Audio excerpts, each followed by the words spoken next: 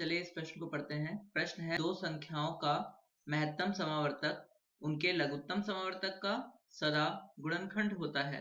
इसमें बताया है कि यह कथन सत्य है असत्य। इस प्रश्न को करने के लिए हम इस प्रश्न का मुख्य अवधारणा को समझते हैं। तो मुख्य अवधारणा है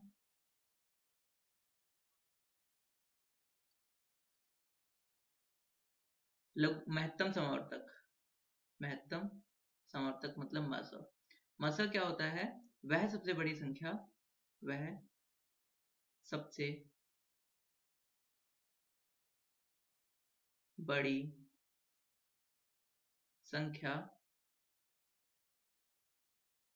जो a तथा b को विभाजित करती हो, दोनों को पूर्णतः विभाजित करती है, महत्तम समावर्तक कहलाता है, मस कहलाता है।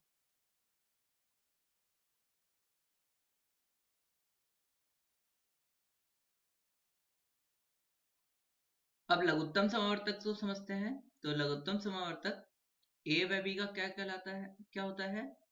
हम इसको लिख सकते हैं कि वह सबसे छोटी संख्या, वह सबसे छोटी संख्या,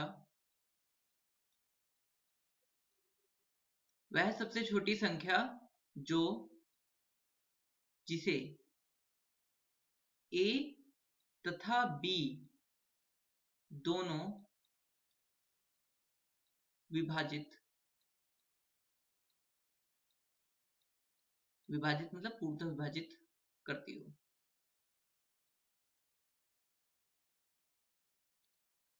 अब हम इस दोनों की परिभाषाओं से इस प्रश्न को हल कर सकते हैं।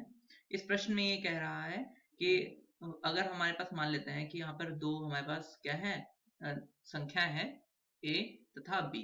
तो इनका जो a और b का जो मसप होगा, उसका अगर मसप जो है वह है, अगर यहाँ पर मैं m लिख देता हूं और जो लसप है वह लिख देता हूं l, तो इसका मतलब क्या हो गया कि m जो है वह l a और b दोनों को विभाजित करेगा, तथा यहाँ पे l को a मतलब लसप को a और b दोनों विभाजित करेगा, अर्थात m जो है वह विभाजित करेगा l को। यह m जो है वो l को विभाजित करेगा, अर्थात जो मसप होगा वह किसका, वह गुणनखंड होगा किसका, लसप का। अतः यह जो कथन है वह कथन सत्य हुआ।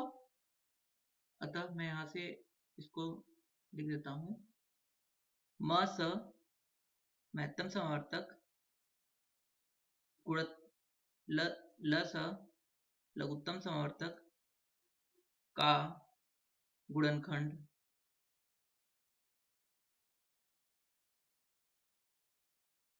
होता है। तो उपरोक्त कथन क्या हो गया, सत्य हो गया। तो इस प्रश्न का उत्तर है सत्य है। आशा करता हूं यह प्रश्न आपको समझ में आया होगा। धन्यवाद।